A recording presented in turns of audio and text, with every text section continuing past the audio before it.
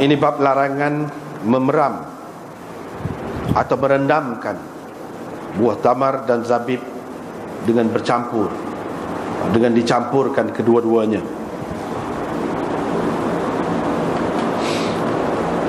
Imam Muslim dengan sanadnya meriwayatkan daripada Jabir bin Abdullah Al-Ansari bahawa Nabi SAW melarang daripada dicampurkan buah zabib dan tamar, busr dan tamar.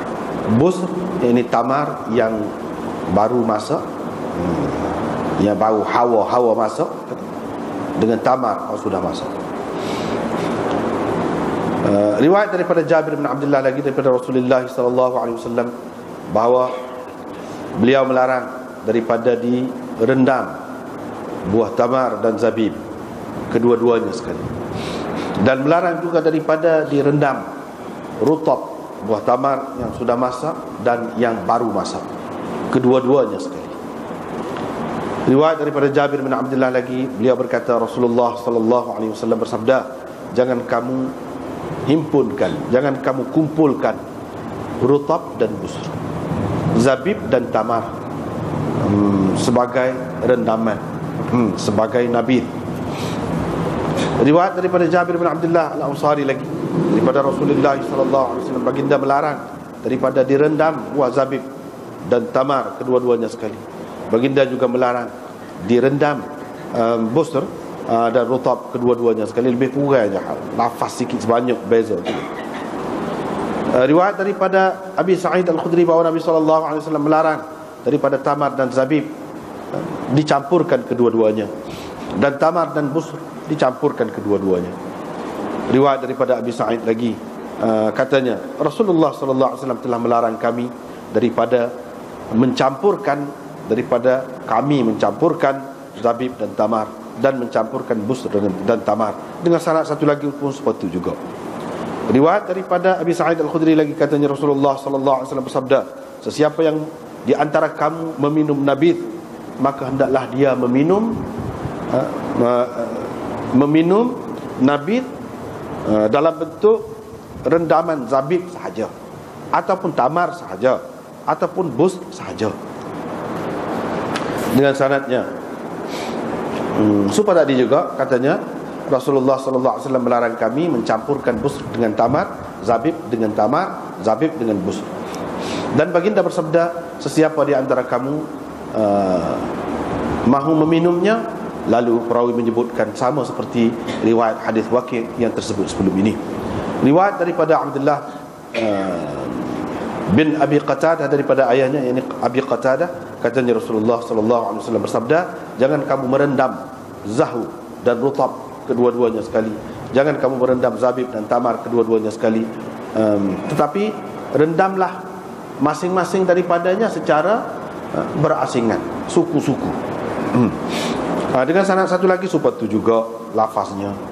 Kemudian riwayat daripada Abi Qatadah lagi bahawa Rasulullah SAW bersabda, jangan kamu merendam zahu dan rutab kedua-duanya sekali, jangan kamu merendam rutab dan zabib kedua-duanya sekali, tetapi kamu rendamlah masing-masing daripadanya secara berasingan ataupun suku-suku.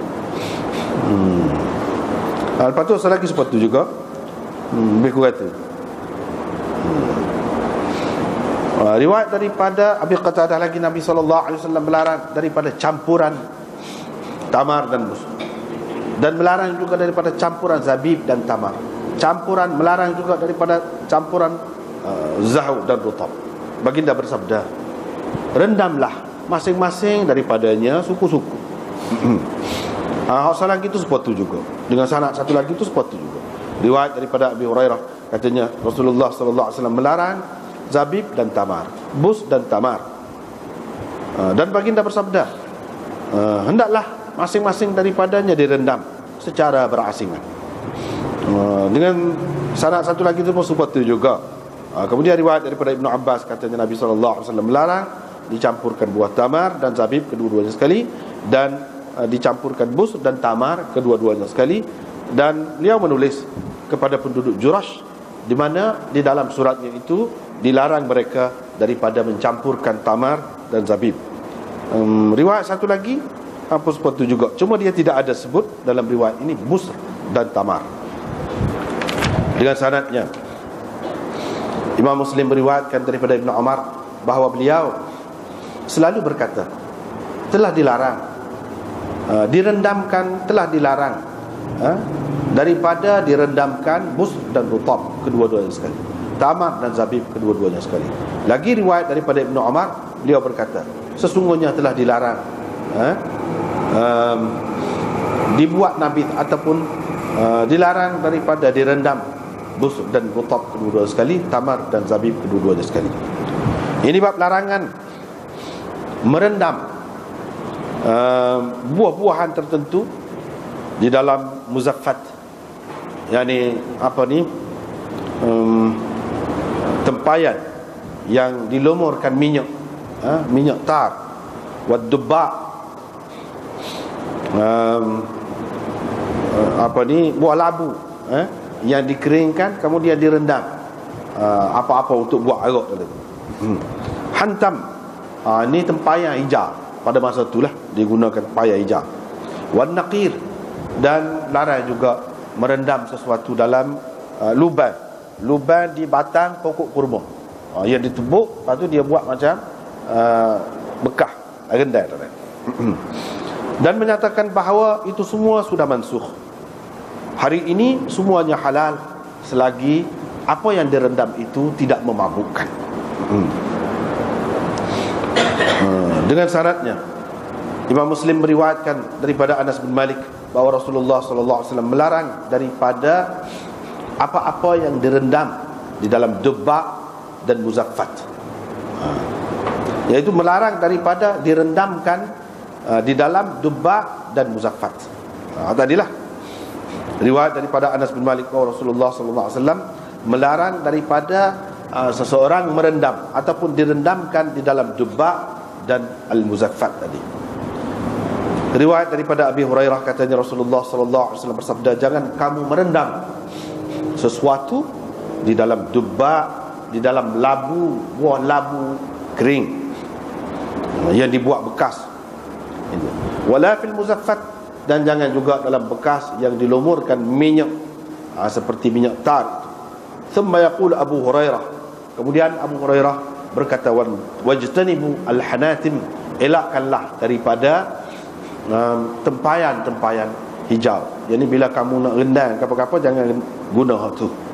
Riwayat daripada Abi Hurairah daripada Nabi SAW bahawa baginda melarang daripada muzaffat, hantam dan naqir. Kata perawi, ada orang berkata kepada Abi Hurairah, apa itu? Orang tanya Abu Hurairah, hantam tu gapo? Qala al-jirarul khudr, iaitu tempayan hijau yang selalunya pada masa itu digunakan untuk buat arak. Dengan sanad yang Imam Muslim meriwayatkan daripada Abi Hurairah bahawa Nabi SAW telah bersabda kepada rombongan Abdul Qais, di mana Nabi SAW berkata kepada mereka, aku melarang kamu daripada dubba, yakni apa-apa yang direndam di dalam dubba, hantam, naqir, muqayyar. Hantam itu ialah bekas yang dipotong bahagian atasnya. Tetapi minumlah di dalam siqa, di dalam bekas daripada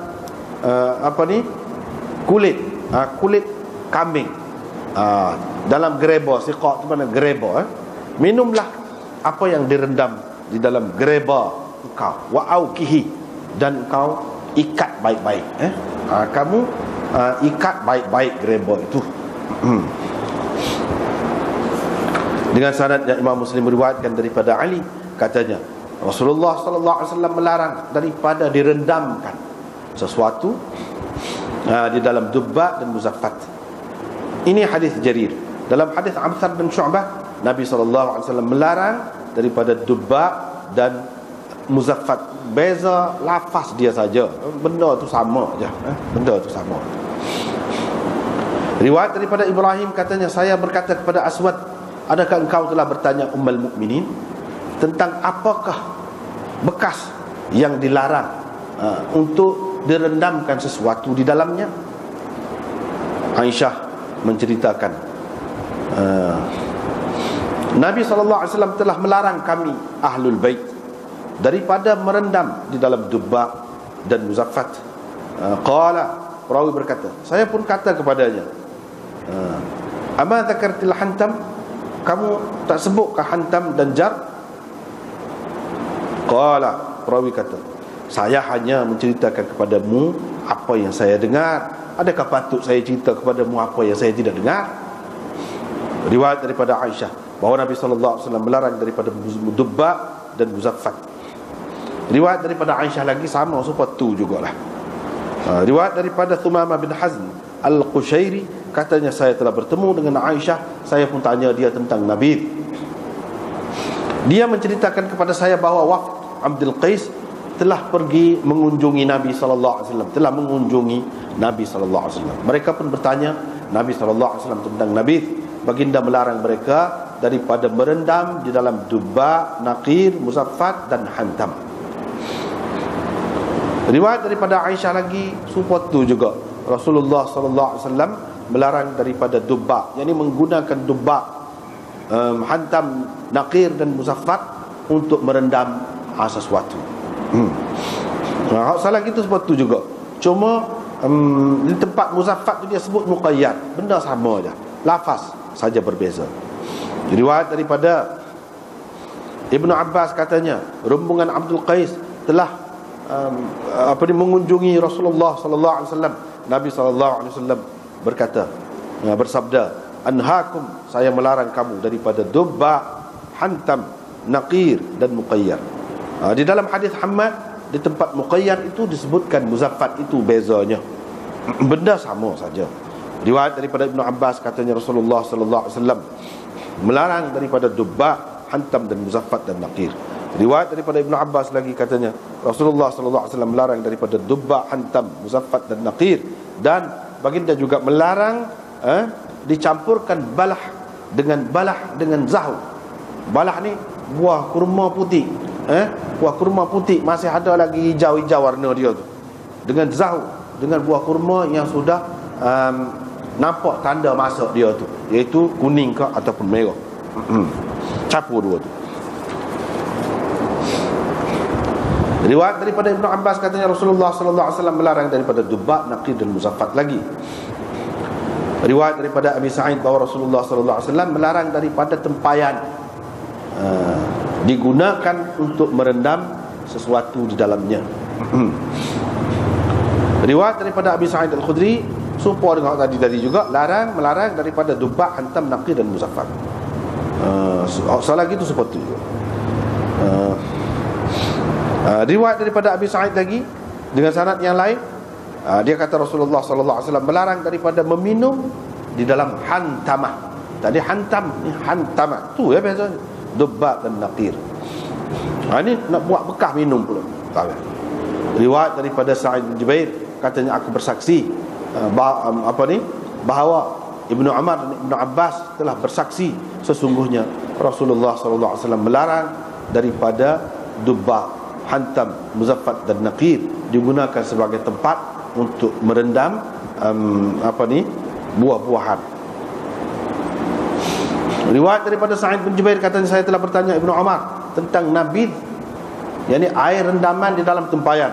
Maqala, dia kata Rasulullah sallallahu alaihi wasallam telah mengharamkan nabid jar, yakni air rendaman di dalam tempayan itu. Saya pun pergi berjumpa dengan Ibnu Abbas, faqultu, saya kata ke dia, kamu tak dengarkah apa Ibnu Umar kata? Ibnu Abbas kata, apa dia kata? Saya pun wayak ke dia. Dia kata Rasulullah sallallahu alaihi wasallam telah mengharamkan nabid jar. Ibnu Abbas kata, betul lah Ibnu Umar, Rasulullah sallallahu alaihi wasallam telah mengharamkan nabid jar. Saya pun kata, apa benarnya nabid jar itu? Dia kata, setiap bekas yang diperbuat daripada tanah. Mana tembikar lah, bekas tembikar. Riwayat daripada Ibnu Umar bahawa Rasulullah sallallahu alaihi wasallam pernah berucap di hadapan orang ramai di dalam salah satu peperangannya. Kata Ibnu Umar, saya pun menuju ke arah Nabi sallallahu alaihi wasallam. Tiba-tiba Nabi sudah pun selesai. Sebelum saya sampai dekatnya, saya pun tanya orang, apa yang Nabi kata? mereka pun riwayatlah bahawa Nabi SAW melarang daripada direndam di dalam dubak, direndam buah-buahan di dalam dubak dan muzaffat. Ni banyak sanad, banyak ni sanad yang berbeza tu, tak ada hadis. Dia nak ayat serupa je, cuma tak ada sebut dalam hak ni. Dalam salah satu peperangannya, hak tu tak ada sebut, orang lain tak ada sebut kecuali Malik dan Usamah. Dalam riwayat dia ada sebut, orang lain hak ramai-ramai tak ada sebut. Tu je bezanya. Riwayat daripada Thabit katanya, saya berkata kepada Ibnu Umar, Rasulullah sallallahu alaihi wasallam melarang daripada Nabi Jar. Qala, perawi kata, faqala, dia pun kata, qad za'amu dhak, mereka cerita begitu. Qultu anaha Rasulullah, saya bertanya dia, adakah Rasulullah sallallahu alaihi wasallam larang? Dia kata, orang duduk kata begitulah. Qad za'amu dhak, mereka berkata begitu. Yang ni sahabat-sahabat orang ramai tu. Maknanya sebab dia tak dengar sendiri, dia tak ada dengar. Kata tadi dia gitu bawa siapa tu, Nabi sudah selesai. Riwayat daripada Tawus, katanya ada seorang lelaki berkata kepada Ibnu Umar, adakah Nabiullah melarang daripada meminum nabidh jar? Nabidh yakni air rendaman buah-buahan di dalam tempayan. Dia kata ya. Kemudian Tawus kata, demi Allah, sesungguhnya saya telah mendengar daripada Ibnu Umar yang ini begitu. Dia kata begitu. Riwayat daripada Ibnu Umar lagi bahawa ada seorang yang pergi jumpa dengan dia. Dia kata, adakah Rasulullah sallallahu alaihi wasallam melarang daripada direndam buah-buahan di dalam jar, di dalam tempayan dan dubak di dalam buah labu, dubak. Dia kata ya. Riwayat daripada Ibnu Umar lagi, dia kata Rasulullah sallallahu alaihi wasallam melarang daripada jar dan dubak. Riwayat Ibrahim bin Maisarah meriwayatkan bahawa dia mendengar Tawus berkata, pernah saya duduk dekat Ibnu Umar, tiba-tiba ada satu orang mari. Orang itu berkata, adakah Rasulullah sallallahu alaihi wasallam melarang daripada Nabi jar dan dubak dan muzaffat? Ibnu Umar kata ya. Ini Muharib bin Dithar kata, saya telah mendengar Ibnu Umar berkata, Rasulullah sallallahu alaihi wasallam melarang daripada hantam, dubba dan muzaffat. Qala, dia kata, saya telah mendengarnya bukan sekali, banyak kali dia kata lagu tu. Riwayat daripada Ibnu Umar daripada Nabi sallallahu alaihi wasallam seperti tu juga. Qala, perawi kata, saya rasa dia berkata wan naqir, dia ada kata. Riwayat daripada Ibnu Umar katanya Rasulullah sallallahu alaihi wasallam melarang daripada jar, dubba, muzaffat. Wa qala, dan Nabi sallallahu alaihi wasallam bersabda, kamu rendamlah di dalam asqiyah, di dalam gereba kamu ataupun di dalam bekas kulit kamu. Riwayat daripada Ibnu Umar lagi, beliau menceritakan bahawa Rasulullah sallallahu alaihi wasallam telah melarang daripada hantamah. Saya pun tanya Ibnu Umar, gapo dia hantamah? Dia kata al-jarrah, tempayan. Yang ni tempayan khususlah yang maklum pada ketika tu untuk buat arak.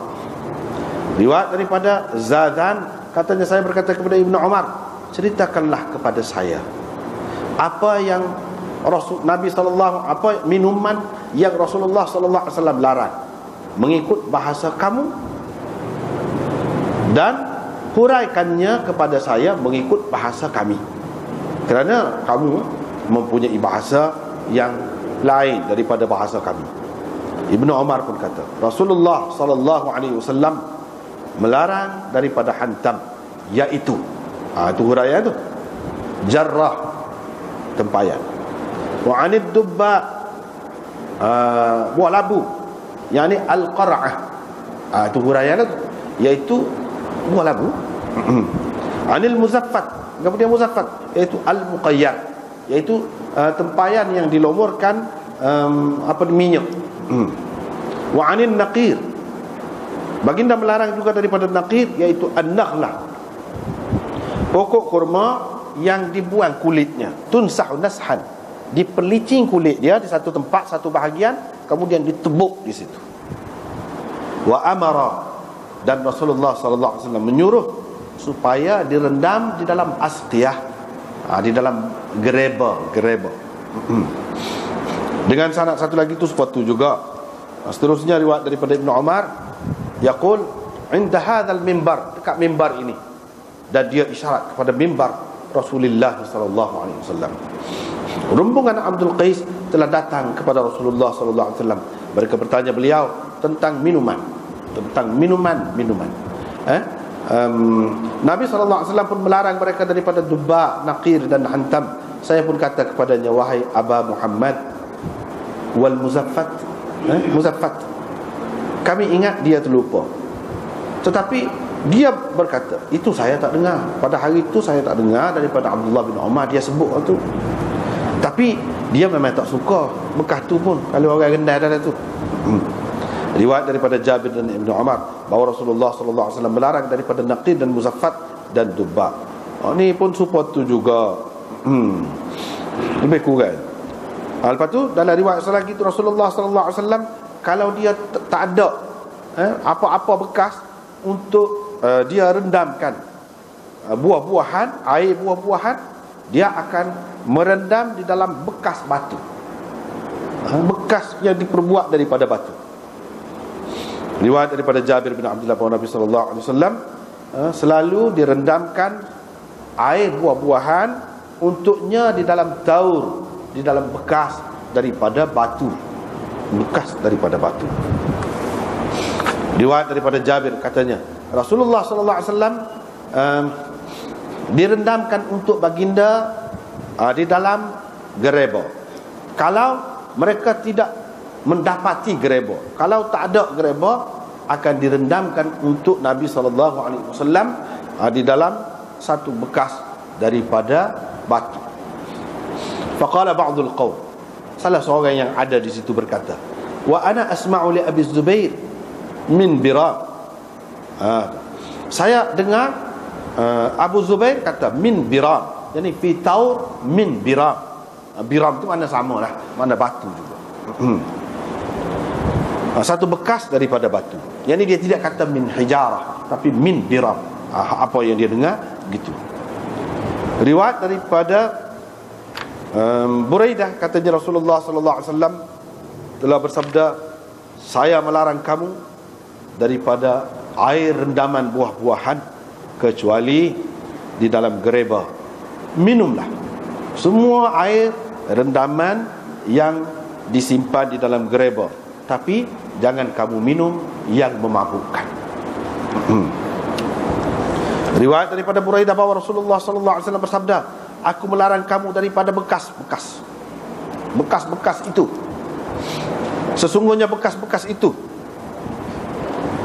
ataupun ini syak perawi, zarfan, sesungguhnya bekas, la yahillu syai'an wa la yuharrimuhu, tidak menghalalkan apa-apa dan tidak mengharamkan. Tidak menghalalkan dan tidak juga mengharamkan apa-apa. Setiap yang memabukkan adalah haram. Riwayat daripada Buraidah katanya Rasulullah sallallahu alaihi wasallam bersabda, aku melarang kamu daripada minuman di dalam bekas-bekas daripada kulit. Kamu minumlah di dalam semua bekas, tetapi jangan kamu minum yang memabukkan. Riwayat daripada Abdullah bin Amr katanya, bila Rasulullah sallallahu alaihi wasallam melarang daripada air rendaman di dalam bekas-bekas itu, sahabat-sahabat pun kata, bukan semua orang ada bekas gereba tu. Fa arkhasa lahum fil jar. Nabi sallallahu alaihi wasallam pun membenarkan mereka merendam di dalam tempayan selain daripada muzaffat, yakni tempayan yang dilumurkan minyak. Itulah panjang ni. Ni kena panjang. Benarnya rekas sikit ya, benarnya. Hadis tu panjang. Yang jadi panjang hadis tu sebab Muslim, Sahih Muslim, dia tak serupa dengan hak lain. Beza sikit lafaz. Hak tu sebut hantam, hak ni sebut hantam. Apa dia mari sanad? Penuh. Lepas tu kalau ada hak bimithlihi nahwah bukan ada, dia mari. Hak ni ada sebut ni, hak ni tak ada sebut ni. Pun wak mari juga. Wak mari dengan sanad yang cukup. Banyaklah sanadnya. Tujuannya nak royak hadis-hadis yang sahih ni banyak sanadnya, yang tinggi sanad. Itu tu. Kalau kita tengok dalam Bukhari mungkin jadi mungkin orang terfikir, adakah hadis yang sahih ni dengan lafaz ni sanad ni apa? Imam Muslim menjawab. Seseolah macam dia pakat sama-sama dia ni. Moga tok guru anak murid. Jadi Imam Bukhari itu tok guru kepada Imam Muslim. Tapi tak ada pula dia kata Imam Bukhari suruh dia buat gini, tak ada. Seseolahnya kalau timbul kemuskilan gitu bila kita baca Bukhari hak sanad yang tinggi lagu tu, Imam Muslim jawab, dah banyak hadis dengan lafaz lagu tu. Kalau mu nak tengok sanad dia banyak, tengok dalam kitab. Itu jawapan dia. Nak tahu banyak sanad hadis yang sahih, yang tinggi tarafnya. Tu tujuan Imam Muslim. Tu ya. Dia beza, masing-masing ada maksud tersendiri. Maksud utama Imam Muslim nak ayat tu, bahawa hadis yang sahih taraf Bukhari itu banyak sanad dia. Sanad hak itulah syarat Bukhari dan syarat Muslim, sekurang-kurangnya mengikut syarat dia, yang lebih tinggi daripada syarat orang lain. Banyak sanad dia. Jadi kalau ada dengan lafaz ni beza sikit pun, dia bukan seorang dua, ramai yang menyebutkan. Maknanya hadis itu meyakinkan. Selain daripada perawi dia tu orang kemah-kemah, banyak pula jalur ataupun saluran riwayat tu banyak. Lebih meyakinkan lah. Itu tujuan dia. Tak apalah, kita masih duduk bincang lagi tentang arak ni, minuman ni. Hak ni jauh daripada kita kan. Daripada kita orang Islam, yang jauh daripada arak. Supaya bila kita kecek masalah hamba lah, zaman ni kan tak ada benda, tak ada, jauh dah, sudah lama dah ditinggalkan, tak ada dah dalam masyarakat. Jadi sebab itulah juga arak ni, kalau ada pun bekas tu bekas lain dah orang buat, tidak guna dah bekas, maka ia menjadi sejarah. Bagi kita penting, walaupun benda tu sudah tak ada dah, sudah berlalu, sudah gapo, penting yang Nabi SAW royak dulu macam mana proses dia, proses pengharaman arak tu. Adakah arak saja kau sekali dengan bekas dia? Lepas tu bekas tu siapa sokmo kau diharamkan guna bekas tu, kau lagu mana? Hak tu kita boleh tahu sejarah lah. Boleh tahu sejarah. Dalam bab ni kita baca saat ni panjang ni, 2 bab je. Bab mula-mula tu iaitu larangan merendam buah tamar dan buah zabib dengan dicampurkan kedua-duanya sekali. Larangan tak boleh campur. Jadi tak boleh campur tu Nabi ini bukan sampai memabukkan. Nabi ni rendam, kita rendam kapur-kapur dalam air, nak suruh sedap. Orang-orang Arab di tanah Arab ni air dia payah. Untuk memulihkan air itu mereka guna buah kurma kering. Dia bubuh 2-3 butir dalam tu. Dalam kita kata jak macam ni kita. Tunggulah petang karang pagi esok dia manislah sikit. Itu cara dia. Dan selagi tidak memabukkan tak apa. Yang Nabi larang ni campur dia apa? Dia takut apabila dicampur dia lebih cepat jadi arak. Kalau susah lambat sikit. Kita tak biasalah benda tu kan. Tapi mengikut pengalaman buat dia biasa ni gitulah. Dan Nabi SAW tahu, sebab tu dia larang campur. Takut-takut kita ingat petai karang, kita duduk rendang tu, petai karang kita ingat tak mabuk lagi, tahu-tahu musim. Hak tu tak sehingga sebab dia mudah jadi arak, mudah berubah apabila dicampur. Tapi kalau tidak dicampur lambat sikit. Itu sebab Nabi SAW larang. Satu kemungkinan yang kedua ialah Nabi SAW nak ajar supaya kita hidup bersederhana, tidak gelojoh, tidak mewah sangat dalam keadaan susah. Dalam keadaan susah kita hidup cara susah.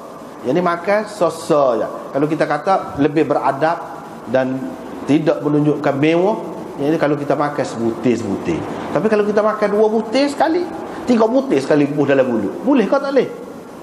Boleh. Tidak salah dari segi hukumnya. Tapi nampak gelojoh, nampak rakus. Lepas tu cara mewah sangat. Nabi SAW tak say bui lagu tu. Dalam keadaan susah kita kena jaga orang lain kata. Biar kita sebutir, dia sebutir gitu. Terutama kalau makan sekali. Janganlah kita ambil 2-3 butir bubuh dalam mulut. Lepas tu kau duk waktu ambil butir saja. Butir waktu ambil butir, 2 butir pada kita. Dia tak sel lagu tu. Sebab apa? Tidak menjaga hati orang lain. Jadi hak ni pun cara mewah. Kalau nak buat yang simple saja. Itu maksud dia di sini. Tapi bukan makna benda ni haram. Paling tinggi kalau dalam mazhab Syafi'i dia kata ini makruh tanzihi. Hanafi kata tak ada apa. Kalau kita pastikan dia tidak memabuk, kata apa? Nak kena capur 5 kali apa ikutlah. Bukan dia halal. Hak ni ada keadaan tertentu. Dan benda ni sudah berlalu, tak ada. Hak sebenarnya dia takut berubah cepat jadi arak, kita tak sedar. Tu sebenarnya. Kalau kita yakin ia tidak menjadi arak, kita kena benar, kita tahu dah cara dia jadi arak ni, dia jadi lagu mana, dia buih lagu mana, kita tahu. Tak apa. Nak guna lagu mana pun tak apa. Hak ni Nabi SAW larang supaya lebih berhati-hati. Gitulah.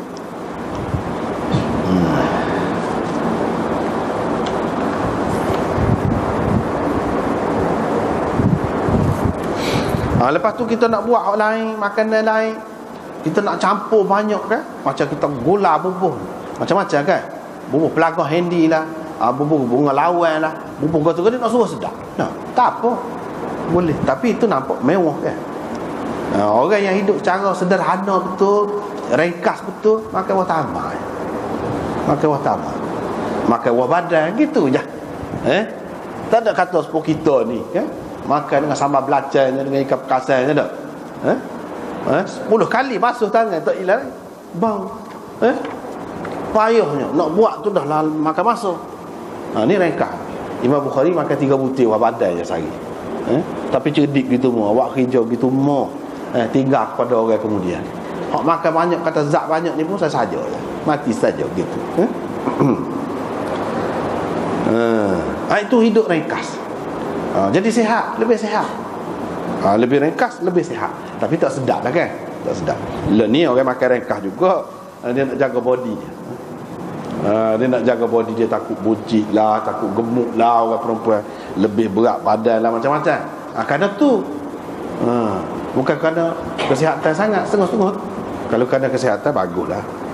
Baguslah. Tapi kalau sihat saja gitu-gitu saja, umur panjang pun tak kerja buat apa, rugi juga. Kita tak tahu lagi nak mati bila. Sihat pun takut aksiden, takut apa, rugilah. Tak makan hal sedap-sedap tu, dia makan suku tawar saja. Siapa suruh? Nabi SAW makan daging, makan ayam, makan arnak, makan buah-buah, makan. Orang hola ke dia sekatih katih kambing, ni ambil makan.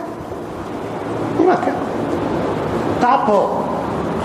Jangan sampai teruk sangat kita, jadi seksa juga hidup. Tak ada nikmat. Tak ada nikmat. Cuma jagalah biar seimbang. Biar seimbang. Umur tak ada siapa tahu. Cuma kena jagalah. Jaga seboleh-bolehnya, jaga. Mudah-mudahan mengikut sebab yang Allah SWT tentukan, umur kita panjang dan kita sihat. Mudah-mudahan. Hakikatnya tak tahu. Kalau nya mati cepat, rugilah. Dia makan suku tawar saja tu, pitihnya banyak. Tapi tak saya makan kau tu, tak saya makan kau ni, terlajak takut.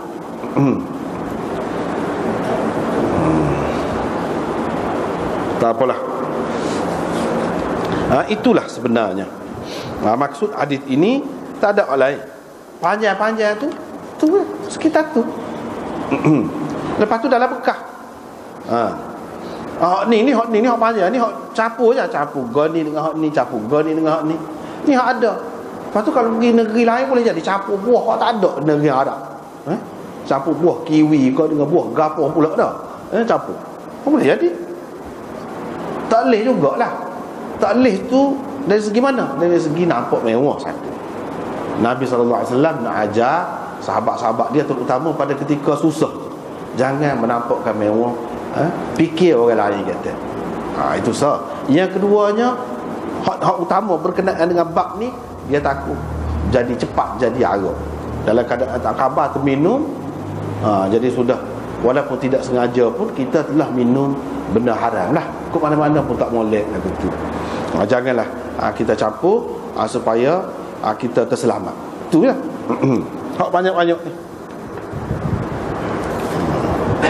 Lepas tu larangan daripada merendam dalam muzaffat. Ni bekas-bekas hak zaman itu. Apa dia larang daripada ni? Sebab inilah bekas yang maklum untuk orang buat arak pada masa tu. Kalau bubur dalam bekas ni cepat jadi arak. Itu tujuan dia. Kalau diletak dalam bekas biasa ni lambat.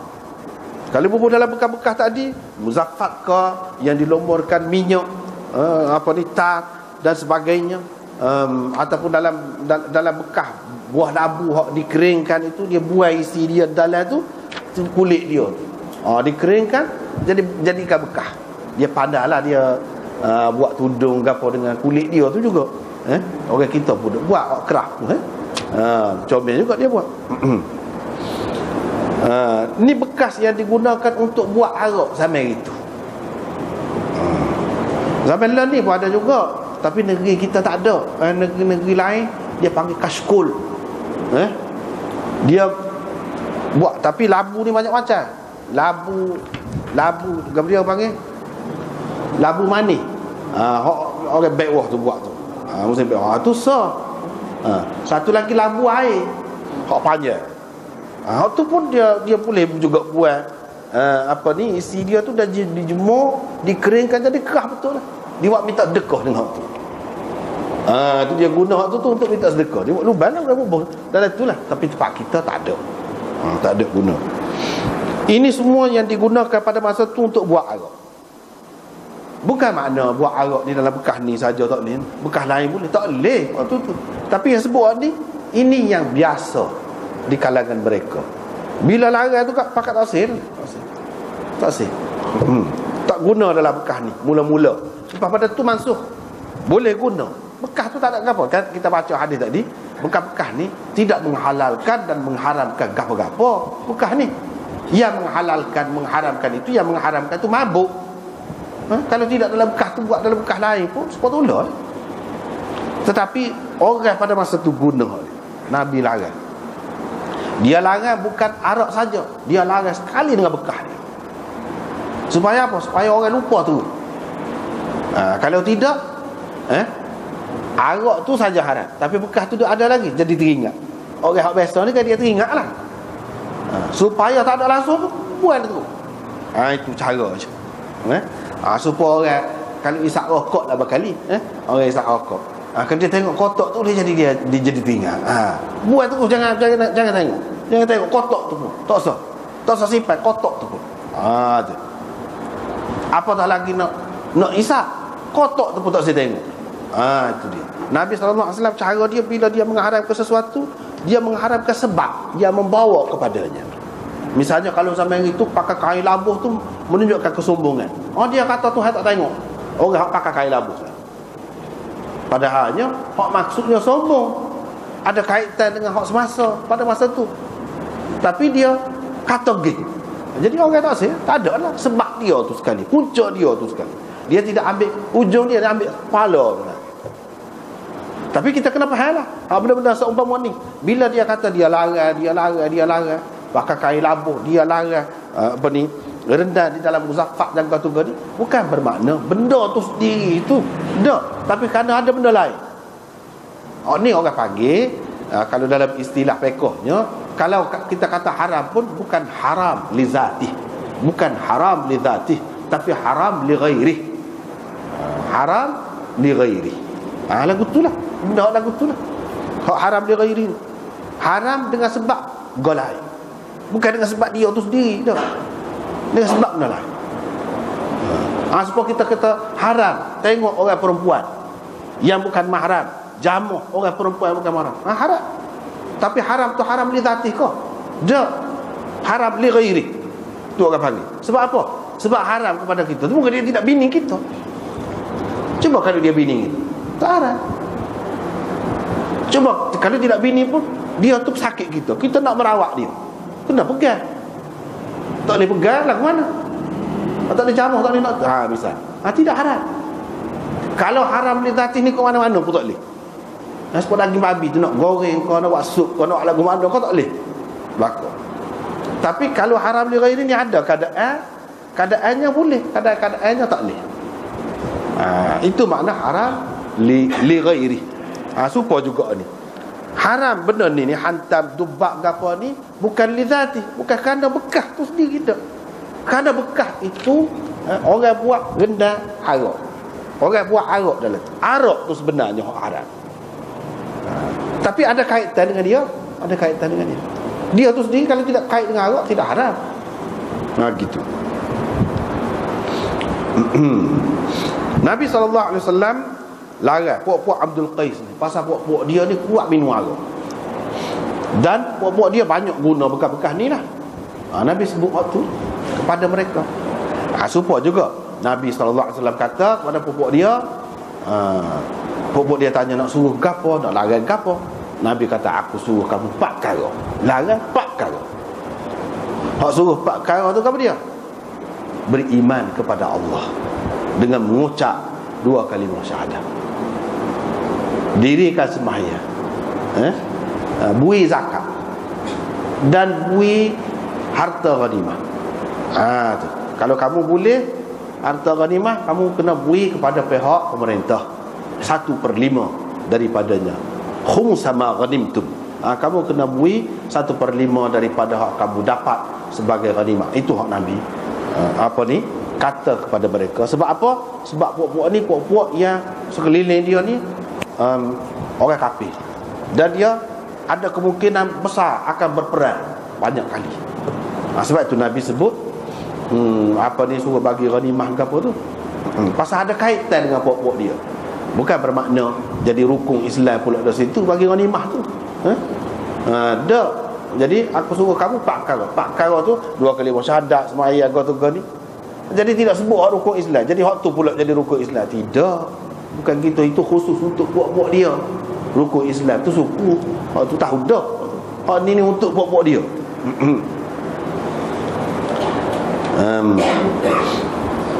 Nabi SAW suruh minum dalam gerebo.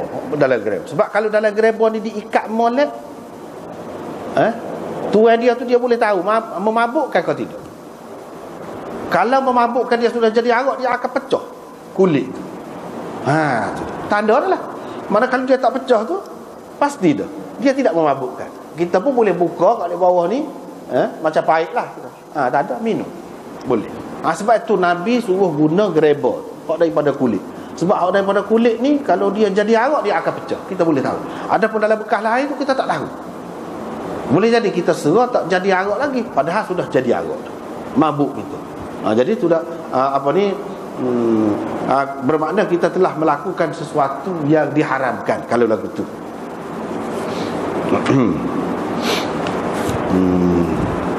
Hak ni banyak-banyak ni serupa tu je. Dia tak ada. Hak tu je sekitar tu. Nak ayatnya ramai sahabat-sahabat ni dia dengar benda ni. Nabi SAW kata. Tapi arak ni tidak khusus dengan bekas-bekas ni saja. Setiap yang haram, setiap yang memabukkan, ada sebut sini adalah haram. Adalah haram. Nah, hak akhir tu kita tengok akhir. Jangan minum dalam bekas-bekas lain. Kalau nak minum dalam bekas ni je. Dalam bekas daripada kulit. Itu pun dalam bekas daripada kulit pun jangan minum hak memabukkan. Kalau memabukkan tak boleh dalam bekas gapo pun. Dalam bekas gapo pun. Hak sebenarnya dalam bekah hak disebutkan ini pun kalau tidak memabukkan pun tak apa. Tapi tujuan Nabi sallallahu alaihi wasallam sebut tu nak suruh lupa terus. Lupa terus, tak teringat dah. Itu tujuan. Dan hak lain-lain tu nampaknya lebih kurang je. Supaya tu. Satu lagi, Nabi sallallahu alaihi wasallam kalau tak, dia tak boleh. Daripada sinilah ulama-ulama faham. Kalau tak ada bekas-bekas hak lain, tak ada bekas apa ni daripada kulit, gerabah ke apa, dia akan rendam dalam bekas daripada batu. Zaman dulu orang guna bekas batu, puyuk batu, dia buat daripada batu. Dia rendam dalam tu. Daripada sini nak ulama faham, bekas-bekas yang kerah seperti tempayan ke apa boleh, walaupun hantam, walaupun hak tadi, asalkan tidak memabukkan. Sebab apa? Hak batu ni lebih kerah lagi, lebih pejar lagi daripada hak tu. Kalau hak dalam batu ni boleh, Nabi sendiri pun guna, mana tak apa. Dan dalam hadis-hadis yang kita baca ni banyak menunjukkan bahawa nabit itu tidak mutlak arak. Ada pun orang kata nabit itu makna arak. Imam Abu Hanifah kata boleh minum nabit, boleh minum arak. Sini Nabi minum ni. Nak kira nabit. Nabit kita rakyat dah bukan makna arak. Nabit itu makna air rendaman buah. Itu yang belum jadi arak. Memang adalah di kalangan orang Arab tu yang guna nabit dengan makna arak pun ada juga. Kalau nabit dengan makna hak arak tu memang semua kata tak boleh. Hak tu hak Nabi sallallahu alaihi wasallam minum, sahabat-sahabat duduk rendam dan dia panggil nabit itu bukan arak. Hak tu bukan arak. Maknanya nabit ni ada dua istilah. Dua istilah, ada dengan makna arak, ada dengan makna tidak arak. Supaya dengan hak kita sebut baru ni kan, iaitu apa ni, nera tu. Orang Kedah kata nera. Nera. Orang kita kata tuak. Samalah nera dengan tuak. Apa ni? Tuak bagi kita, nera bagi dia. Tapi tuak bagi dia, bagi orang Kedah, ialah arak. Dia panggil tuak. Minum tuak tu mana minum arak. Kita tak terfikir pun bila sebut tuak tu mana arak. Orang Kelantan, saya minum tuak, mari kita pergi minum tuak. Situ ada air tuak. Bukan makna pergi minum arak tu. Lagu tu, lagu tu. Makna Nabi sini pun lagu tu. Ada dengan makna tuak seperti Kelantan, tu tidak haram. Ada dengan makna tuak seperti Kedah, tu haram. Lagu tu. Nabi tu lagu tu. Iaitu satu, orang panggil dalam istilahnya satu lafaz mustarak yang dikongsi makna dia. Lafaz itu, lafaz so makna ada dua, sebuah kurang. Kadang-kadang satu lafaz so makna dia 10 lebih pun ada. Itu lafaz mustarak. Dia pun masuk dalam tu. Kita tak boleh kata, kalau nak kata lagu tu gak minum Nabi, mana minum arak, kan Nabi minum arak. Takkan nak kata begitu. Sayyidina Umar masa kena tikar sebelum mati itu minum Nabi. Takkan dekat nak mati minum arak. Jadi kena faham istilah itu. Jangan gaduh nak kata. Nak kata kau ulama tu orang ni minum arak, jangan gaduh. Dan perbincangan hak panjang tentang gapo ni semua kita sudah bincang dah dulu kan sebelum pada ni. Jadi itulah hak lain-lain tu nampaknya hak akhir sekali dia kata minum dalam bekas-bekas. Orang kata semua orang bukan ada gerabah ni lagu mana? Nabi kata dah lagu tu boleh lah. Payah pun boleh juga. Ini menunjukkan bahawa di peringkat akhirnya bekas-bekas tadi diharuskan. Setelah semua sudah benci dah kepada arak tosir dah, maka boleh pula. Benda hak asalnya tak boleh jadi boleh pula. Di sini Nabi sallallahu alaihi wasallam membenarkan untuk mereka menggunakan tempayan. Boleh lah. Gitulah, wallahu a'lam.